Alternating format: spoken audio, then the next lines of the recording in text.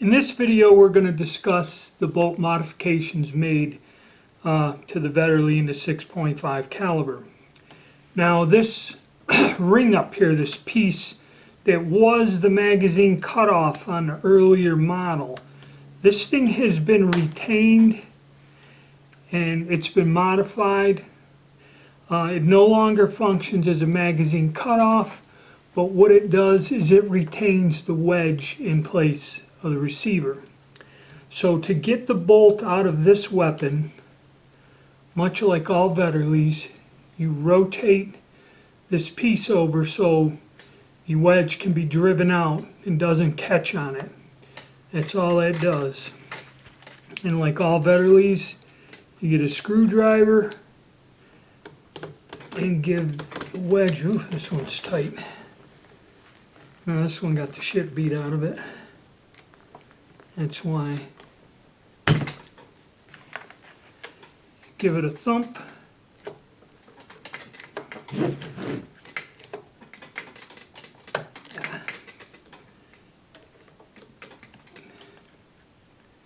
Yeah, that one don't want to move. Oh, there we go. Get the wedge slid out. Some of them will drift out. Some of them, like this, will be a pain right in the ass. And then the bolt comes out. Okay. Now, I'm not going to do a video on how to get these prepped for shooting. Most of it's common sense. And, you know, if there's something critical as we go along with the disassembly, I'll point it out. But you make sure that your wedge, all your thing, it's common sense stuff. Make sure the gun isn't damaged, okay? Because a lot of these you will find some sort of damage or something amiss, broken parts, stock being cracked. So just be aware.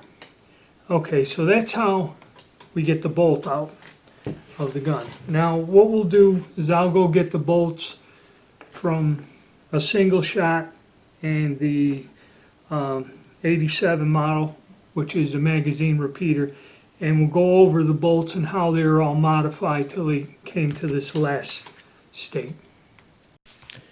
Alright, I have three different bolts here. This one here is from a single shot 1870. This is the bolt that was modified for the 1870/78.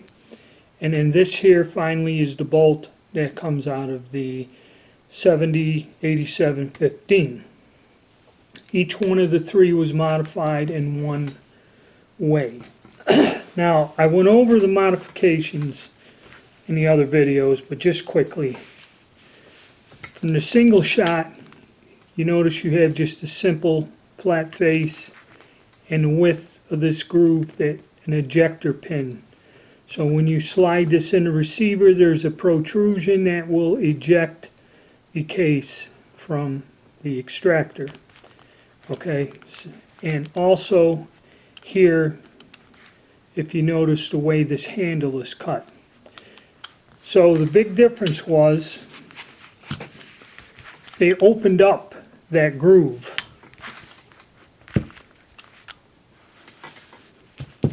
There's the two of them side by side. That groove was remachined and made wider. The extractor was changed both in the length of this and the shape. And they brazed on, they cut out and brazed on a cartridge support lip onto the bolt for the 70-87. And also, if you look with the receiver extension, they made a cut here, which is not present on this bolt, where this little angle cams off of the receiver extension to aid in pulling the case out of the chamber. Okay, so if we look at these the same way, you see where that extension is on there. Now, from the 10.4 to the 6.5, the cutout is the same. Okay, So that stayed on there. That cam's off the receiver extension. You know, this was unchanged. And if you notice, the extractors are a different shape altogether. And actually, this bolt was somewhat shortened because, as you see, they removed that protrusion here, and then they recessed the bolt face. I guess the cartridge overall length may be longer, so the bolt face has been remachined and recessed to accept the Carcano style cartridge. And the groove is the same width. And also what they did was they took the firing pin, modified it, made the tip smaller, and shortened it. So this firing pin in here is of shorter length than this one, and I believe you can interchange these two firing pins. That was not a modification on the earlier models, but the modification was extensive, with the bolt face being recessed, and the extractor is way different. You can see that was modified. And the firing pin was shortened. So that's your bolt modifications in a nutshell. And this bolt comes apart, they all come apart the same.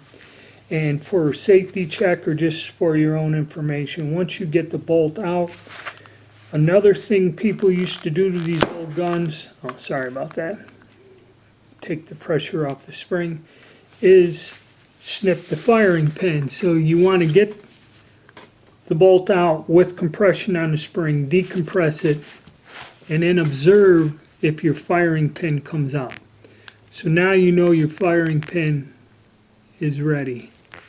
And if you kind of look at that, you could see where I think they cut off the end of the bolt and then attached another head. There seems to be a line on there, about right there at the end of my fingertip. That line goes around. So the modification of these, they may have just cut the end off and reassembled or placed on another end of the bolt. So this is quite an extensive modification. And this bolt disassembles just like all the other Vetterli bolts. I'm not going to go through that. And part of the problem I had with one of these rifles, now we're talking about problems, is this extractor wouldn't, when you close the bolt, wouldn't flex and allow me, see there's a little bit of movement here, a little tiny bit of give, okay? I had one of these where this is frozen solid and it doesn't move. And then when you try to close your bolt, because this is frozen, it won't chamber around. You can't get the extractor over the rim. It's supposed to have a little bit of movement in it. So that's something to worry about. So what you would do, now we've covered that problems, let's go in. I know I'm supposed to wrap this. You can take this apart, much like a regular Vetterli. Like, you know, most Vetterlis do. You take this thing apart here. This one's pretty gnarly. And if you compare this to the other firing pin, it was shortened and they made that point a lot smaller. Okay, and then this extractor, we'll see if we can get this one out. This one seems to be favorable into moving. If you fool with these extractors, that's another thing. They sit, you got to get them just right. They can move out of place, and I really don't want to fool with that one. Let me see if I can get it out. And be careful whenever you're screwing around with these. Yeah, that one don't want to kind of come out like most of the others.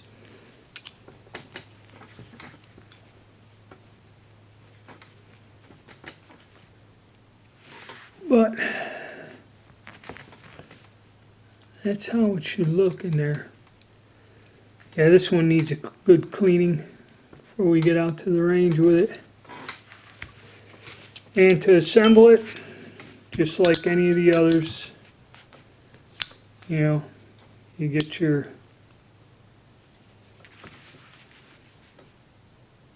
rear part lined up in the fired position like that. Place your firing pin back in, spring, cover, and these parts will not interchange with a Swiss Vetterli, so if you're missing parts, do not try to substitute them with Swiss Vetterli parts. They do not interchange.